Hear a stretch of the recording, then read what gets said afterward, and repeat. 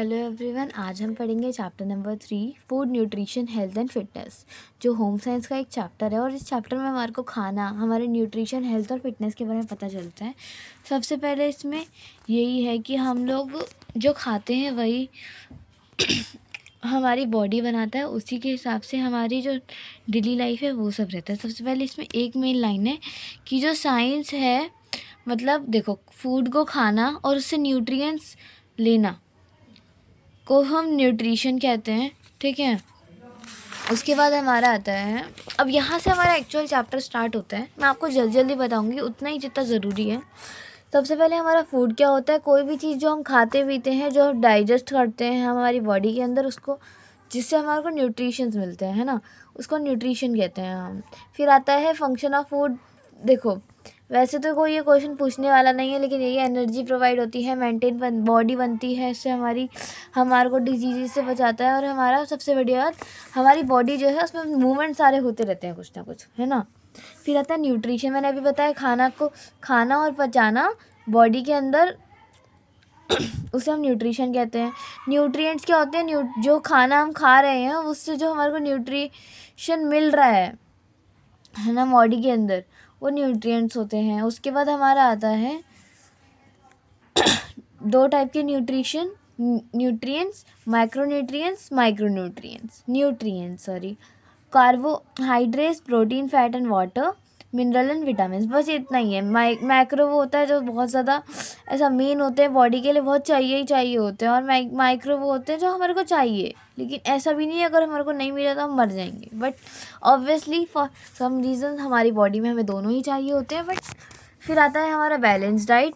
Balance diet क्या होता है, जो भी मान लीजिए एक डिफरेंट टाइम के न्यूट्रिएंट्स हम कब खा रहे हैं हमारी बॉडी को बनाने के लिए। ऐसा भी नहीं हम ओवर ईटिंग कर दे रहे, नहीं, वो ठीक है। वैसे ये सब इतना इम्पॉर्टेंट नहीं है, जहाँ इम्पॉर्टेंट होगा मैं आपको बता दूंगी, कोई दिक्कत नहीं है।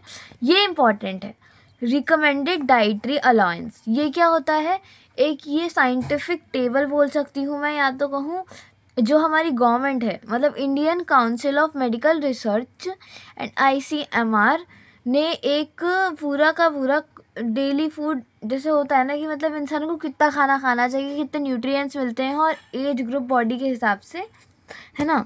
उसके बाद क्या है, हमारे को क्यों ज़रूरी है, ताकि हम लोग अपनी बॉडी को अच्छे से ध्यान रख सकें, हमारी बॉडी को बीमारियों से दूर रखें।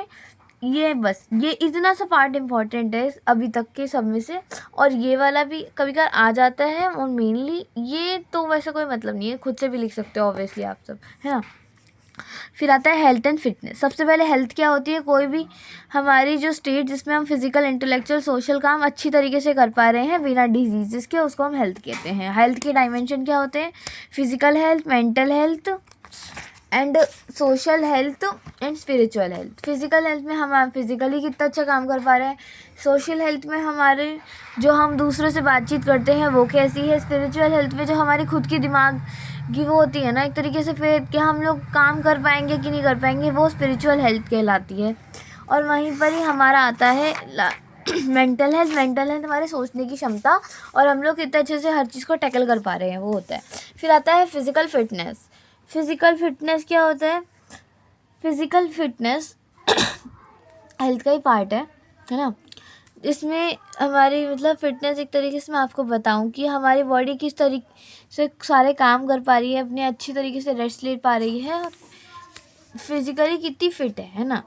इसके दो टाइप होते हैं, general fitness, specific fitness. General fitness मतलब जैसे कि हम लोग रोज़मर्रा के काम आराम से कर लेते हैं, कोई दिक्कत नहीं होती, हम बीमारी से दूर रहते हैं। वहीं पर स्पेसिफिक फिटनेस वो होती है, जैसे कि मान लो कोई एथलीट है, तो वो उसके लिए अपने जो जिस चीज़ का भी वो एथलीट है वो उसकी तैयारी कर रहा होगा, तो उस हिसाब से उसकी फ़िटनेस होगी, है ना।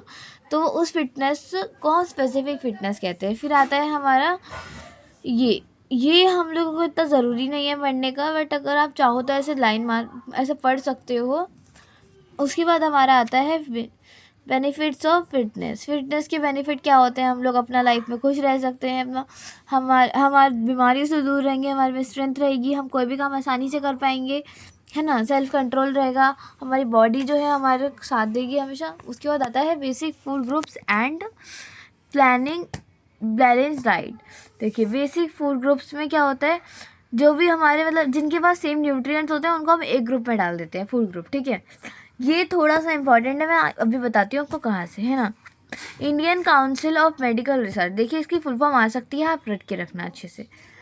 उसके बाद ये 5 जो हमारे खाना है वो फूड ग्रुप्स में मिलाया गया है। सबसे पहले आता है हमारा serial and products. Serial and products में आप एक काम करिएगा, बस ये चार अच्छे से याद, 4-5 अच्छे से याद कर लेना। और सब में एक ही चीज़ है, मैं बता दूंगी। देखो इसमें कैल्शियम है, इसमें बस कैल्शियम अलग है, एंड इसमें सब कुछ है लेकिन 2-4 चीज़ें हैं, है ना। सबसे पहले सीरियल एंड प्रोडक्ट में हमारी energy, protein, riboflavin, invisible fat, thiamine, folic acid, iron, fibres हैं। वहीं पर ही पल्स एंड लेग्यूम्स, मतलब हमारे दाल चावल, है ना, मतलब दालें, उनमें बस एक कैल्शियम है, बाकी ये सब तो सेम ही है। उसके बाद आता है milk and meat product. Milk and meat product में हमारे को प्रोटीन मिलता है। देखो आपको कुछ भी नहीं पता ना, हर एक में प्रोटीन और फैट लिख सकते हैं आप, है ना। और कैल्शियम भी लिख सकते हैं, आपको पता है दूध से कैल्शियम मिलता है, बचपन से हम सुनते आ रहे तो इतना तो याद रहता ही है। और विटामिन ए हमारे को मिलता है मीट में। फिर हमारा ये भी बहुत इंपॉर्टेंट है, हमारे बस यहाँ तक बहुत ज़्यादा इंपॉर्टेंट है, वो टेबल से यहाँ तक, है ना। उसके बाद देखिए फ्रूट्स एंड वेजिटेबल्स में कैरोटीनॉइड्स होता है, आप ये तीनों में लिख सकते हैं। Carotenoids, vitamin C, fibres, riboflavin, folic acid, calcium, iron, fibre, carotenoid, folic acid, है ना। ये आप पढ़ लीजिएगा खुद से। एंड शुगर एंड फैट्स में आप खुद से पता चल जाता है, फैट्स होंगे ऑब्वियसली, है ना। एनर्जी होगी, हमारा आयरन भी होता है, जैसे कि शुगर में आयरन रहता है, हमारा फैटी एसिड रहते हैं। और ये बहुत इंपॉर्टेंट है, कभी कभी ये पूछ लेते हैं कि मतलब कार्बोहाइड्रेट्स रिलीज़ करता है 4 के, है ना, और कैलोरीज, और वहीं पर ही फैट रिलीज़ करता है 9 calories of energy. And now हम लोग अभी पढ़ते हैं कि फूड गाइड पिरामिड क्या है। देखिए सबसे पहले मैं आपको सिंपल बता रही हूँ। एमआईआई ने बताया कि सबसे पहले हमारे को cereals, grain and product consume करना चाहिए, फिर वेजिटेबल्स, फ्रूट्स एंड कंज्यूम करना चाहिए, फिर pulse and legumes, meat and milk, and fat and sugar. मतलब सबसे ज़्यादा हमारा खाना जो फोकस होना चाहिए इस पर, और सबसे कम इस पर, है ना। इतना ही है, इसको फालतू में लिख रखा है, वो इतना एग्जीक्यूट कर रखा है। फिर आता है वेजिटेरियन फूड गाइड। ये कोई मतलब नहीं है, बस यही है वेजिटेरियन क्या खा सकते हैं अगर आप चिकन नहीं खाते प्रोटीन के लिए, है ना।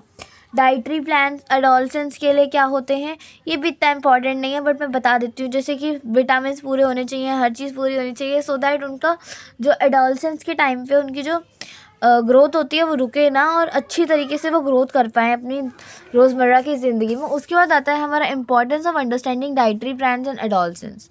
ये हमारा ज़्यादा इंपॉर्टेंट नहीं है, बट ऑल्दो आ जाता है कभी कभार। सबसे पहले आता है मतलब कभी उनका बिहेवियर क्या रहता है, वो खाना कैसे खाते हैं, क्या है ना। सबसे पहले इरेगुलर स्किपिंग मील्स। मैं आपको मेन टॉपिक बता रही हूँ, वैसे ये आएगा नहीं, मैं इतना आपको लिख के दे सकती हूँ। इरेगुलर और स्किपिंग मील्स, नेगलेक्टिंग ब्रेकफास्ट, मतलब खाना टाइम पे नहीं खाते हैं, खाना छोड़ देते हैं, अपना ब्रेकफास्ट ही छोड़ देते हैं सोने के चक्कर में, क्योंकि रात को आप तो जानते हो सब जगते हैं, है ना, तो उस चक्कर में उठते ही नहीं हैं। Snacking can be termed as eating snack, मतलब उनको खाने पीने के नाम पे वो बाहर का खाना खाते हैं, क्या मतलब टेस्टी लगता है। उसके बाद आता है फास्ट फूड, बाहर का खाना। मैंने बताया आपको, खाना नहीं खाना पसंद करते, बाहर का खाना चाहिए सबको, है ना। डाइटिंग के पीछे भी खाना छोड़ देते हैं, तो जिस वजह से या तो इतना खा लेते हैं तो खाते ही नहीं है, जिस वजह से बीमारियां लगा लेते हैं अपने आप, है ना। फिर डिसऑर्डर्ड ईटिंग होता है, एंजाइम वरी, जैसे कि अगर हम लोग खाना ही नहीं खा रहे तो भाई तो बीमार तो होंगे ही ना, सही बात है ना। और हाँ, एक और चीज़ है, stress and boredom often result in eating called bingeing. मतलब जैसे स्ट्रेस रहता है ना कि बंदा खा नहीं पा रहा है, तो इस एक वो क्या करता है, वो ना एक तरीके से इतना खाने लग जाता है कि नहीं यार मैं मोटा हो रहा हूँ कैसे तैसे, है ना। फिर आता है modified diet related behaviour. Diet की वजह से वो लोग क्या करते हैं, देखिए आप क्या से अपने आप को हेल्दी रख सकते हो, उसमें सिंपल यही है। टेलीविज़न कम देखना शुरू कर दो, 2 घंटे देखो, हेल्दी खाना खाना शुरू करो, स्नैक्स को लिमिट कर दो, ड्रिंकिंग वाटर, बहुत पानी बहुत पियो, है ना। डाइट जनरल, एक तरीके से बताऊँ मैं तो पहले से लिख के रखो कि आपको खाना क्या है, कैसे करना है, एक मतलब एक तरीके से शेड्यूल बना के रखो। एक्सरसाइज करना तो ऑब्वियसली सबके लिए बहुत ज़रूरी होता है। सब्सटेंस यूज़ एंड अब्यूज़, जैसे कि न्यूट्रिशन होता है, प्ले रोल, बहुत ज़्यादा मेजर प्ले रोल करता है। तो फालतू की चीज़ें खाना बंद, मतलब जैसे होता है ना, कोई भी नशा नहीं करना होता। एंड देन सब अभी फिर हमारा आता है different lifestyle in rural and urban areas. देखिए मैं आपको सीधा सीधा बताती हूँ, कुछ लोग कहीं पर ही, जैसे रूरल एरियाज़ है जहाँ पर न्यूट्रिएंट्स, मतलब जैसे हम लोग हैं, हम सबको तो खाना मिलता रहता है, वहाँ पे उन लोगों को कभी कभार खाना नहीं मिलता। कुछ गरीब होते हैं, कुछ नहीं होते। नहीं तो आपने देखा होगा गांव के बच्चे बहुत हेल्दी होते हैं, यहाँ तक कि शहरों के बच्चों से, क्योंकि वो बाहर खाना कम खाते हैं और जो होता है वो घर पे खाते हैं, है ना। ऊपर से फिर उनमें बीमारियाँ भी दिखती हैं, उनमें आयरन की कमी दिखती है, उनमें प्रोटीन रिक्वायरमेंट भी दिखता है। वहीं पर ही अब हमारा आता है फैक्टर्स क्या हैं जो इफ़ेक्ट करते हैं ईटिंग बिहेवियर को। सबसे पहले फैक्टर्स जो हैं ईटिंग बिहेवियर को होते हैं दो, personal internal factor and external internal factor. Personal internal factor में जो होता है हमारा, भाई हम दो अंदर से सोचते हैं ना कि यार हम कैसे खाना खाएं, मन नहीं हो रहा, दिमाग नहीं चल रहा, अपना डेवलपमेंट नहीं, मतलब मन नहीं करता ना, अपनी इमेज होता है कि नहीं हम बहुत खाना खाते हैं, हम पतला होना चाहते हैं। तो इस वजह से पर्सनल एंड इंटरनल फैक्टर कहते हैं, जो हम खुद से सोचते हैं, ठीक है। फिर आता है एक्सटर्नल, जैसे कि खाने, घर वाले हैं, घर वाले जो होते हैं कभी कभार वो खाना नहीं दे पाते, नहीं तो हम लोग रोल मॉडल की वजह से नहीं खाते, है ना। पेरेंटिंग प्रैक्टिस, जैसे कि खाना घर वाले हैं, बाहर की चीज़ें खाने पे मना करते हैं, कुछ चीज़ें खाने पे मना करते हैं कि नहीं तुम मोटे हो जाओगे, ऐसा कर करके।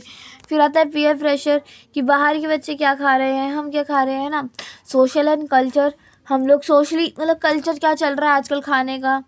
नॉर्म्स एंड वैल्यूज़, मतलब हम एक तरीके से बताएं तो बहुत ज़्यादा बिहेवियर जो होता है वो इन्फ्लुएंस हो जाता है सोशल, मतलब लोगों से, और हम लोग वही सब खाने लग जाते हैं दूसरे खाते हैं। फिर आता है मास मीडिया, आजकल होता है ना, जैसे इन मतलब एडवर्टाइजमेंट होती है कि ये कैसा है, तो हम लोग वो खाना शुरू कर देते हैं। Fast food, fast fats, knowledge, nutrition knowledge, है ना। न्यूट्रिशन नॉलेज जो हम लोगों को लगता है कि नहीं यार खाना नहीं खाना चाहिए, लेकिन एक्चुअल में न्यूट्रिशन नॉलेज बताती है हमें खाना खाना चाहिए। लाइफस्टाइल हमारी बहुत मैटर करती है। पर्सनल एक्सपीरियंस होते हैं खाना ना खाने की, लेकिन वो खाने चाहिए, ठीक है। फिर आता है, ये बहुत इंपॉर्टेंट टॉपिक है हमारा, इसमें 3 चीज़ें आती हैं वर्ड इंपॉर्टेंट, एनोरेक्सिया नर्वोसा। सबसे पहले इसमें क्या होता है, इंसान बिल्कुल ही खाना पीना कम कर देता है, वो ऐसा हो जाता है एकदम पतला सूख के हड्डी बन जाता है वो, जिससे उसके दिमाग में ऐसा मन नहीं करता उसका खाने का, कुछ खाता है तो पचा नहीं पाता, ऐसा बीमार सा रहता है, डिप्रेस रहता है। सिम्टम्स इसके ये होते हैं। फिर आता है कॉजेज़ क्या है, बायोलॉजिकल रीज़न, और बंदा एक खुद से सोचता है, मैंने आपको बताया घर वाले भी हैं कभी कभार, वो ब्यूटी के चक्कर में, है ना। उसके बाद हमारा आता है इफ़ेक्ट्स ऑफ एनोरेक्सिया नर्वोसा। देखिए मैं सीधा सीधा बताती हूँ, इसमें होता है इंसान खाना पीना नहीं खाता, बीमार हो जाता है, एकदम पतला सा हो जाता है, ऐसा हो जाता है, ठीक है। आप खुद से लिख सकते हैं, कोई दिक्कत नहीं है। इसका इफेक्ट क्या होता है, फिजिकल इफेक्ट, बहुत बंदा बीमार हो जाता है, पड़ा रहता है, मतलब एक तरीके से होता है ना, बिल्कुल ही जिंदा लाश बन जाता है, वो कुछ कर ही नहीं पाता अच्छे से, थोड़ा चलता है फिर थक जाता है ना। और साइकोलॉजिकल इफेक्ट क्या होते हैं, इंसान ज़्यादा अच्छा सोच नहीं पाता, लोग उसको होता है ना कि यार फीलिंग ऑफ आइसोलेशन, लोनलीनेस हो जाता है, सेल्फ कॉन्फिडेंस बिल्कुल लो हो जाता है। फिर आता है ट्रीटमेंट, इंसान को खाना पीना खाना चाहिए अपना, और जितनी भी बीमारियां हैं वो थोड़ा बहुत दवाइयों से भी काम चलाना है, अपना फालतू का सोचना बंद करना चाहिए। फिर आता है बुलीमिया। बुलीमिया जो होता है वो होता है ज़्यादा खाने से, ठीक है। इसके ना दो बिहेवियर होते हैं, एक तो बिंज ईटिंग, मतलब जितना भी खाना होता है ना खाते रहते हैं ना कुछ लोग बहुत ज़्यादा हर वक्त, और एक होता है प्यूरिंग, मतलब एक तरीके से बताऊँ तो मैं आपको, इसमें क्या होता है, माई प्यूरिंग पॉसिबल ईटिंग, हाँ, ज़्यादा खाने की वजह से वो खाना इतना खा लेते हैं कि कभी कभी वो आउट ऑफ कंट्रोल हो जाती है वो ईटिंग, ठीक है। डिफरेंस क्या है, डिफरेंस आता नहीं है बट मैं बता देती हूँ। डिफरेंस जो है बिंज, देखो मैंने बताया दोनों में बहुत खाना खाता है इंसान, बिंज ईटिंग में तो कोई बीमारी नहीं रहती है, कुछ नहीं रहता, बस बंदा थोड़ा बीमार ओवरवेट हो जाता है। वहीं पर ही जो हमारा बुलीमिया है उसमें ईटिंग और फ्लरिंग भी होती है ना। फिर आता है हमारा, इसके सिम्टम्स क्या होते हैं, मैंने बताया बहुत गंदा खाने लग जाता है, वेट बढ़ जाता है, और फिज़िकल इफ़ेक्ट्स क्या हैं इसके। बंदा ऐसा होता है ना, मोटा सा हो जाता है, उसको बीमारियाँ लगनी शुरू हो जाती है। बिहेवियर क्या है, बिहेवियर वही है एक्सटर्नल, सो उसको बुरा लगने लग जाता है, वो फिर फालतू में कहीं ड्रग्स एंड अल्कोहल के एडिक्शन में ना जाए, स्लीप सो नहीं पाता है, अपने आप को हार्म करने की कोशिश करता है। Prevent treatment of bulimia. देखिए इसके ट्रीटमेंट जो होते हैं वो वही होते हैं, मैंने बताया था आपको, न्यूट्रिशन थेरेपी दी जाती है, उनको मेडिकल में ध्यान दिया जाता है, उनको खाना पीना अच्छे से कम करवाया जाता है, अच्छा डाइट प्लान दिया जाता है, सो दैट उनका वेट कम हो और वो बीमारी से दूर हटे। सो सॉरी, यहीं पर ही हमारा चैप्टर ख़त्म होता है। चैप्टर का नाम food, nutrition, health and fitness. इस चैप्टर में से मेनली ज़्यादा कुछ आता नहीं है, बस ये जो डिजीज़ेज हैं वो आती हैं, bulimia, binge eating and anorexia nervosa, and ये भी आ जाता है फैक्टर इन्फ्लुएंसिंग ईटिंग बिहेवियर। ये तुम अपने हिसाब से लिख सकते हो, ज़रूरी नहीं है ये सब लिखना है, ज़रूरी नहीं है आप हेडिंग भी लिखो, बट अब ये है ना, इम्प्रेशन अच्छा बनता है। तो यहीं पर ये चैप्टर ख़त्म होता है। Thank you so much.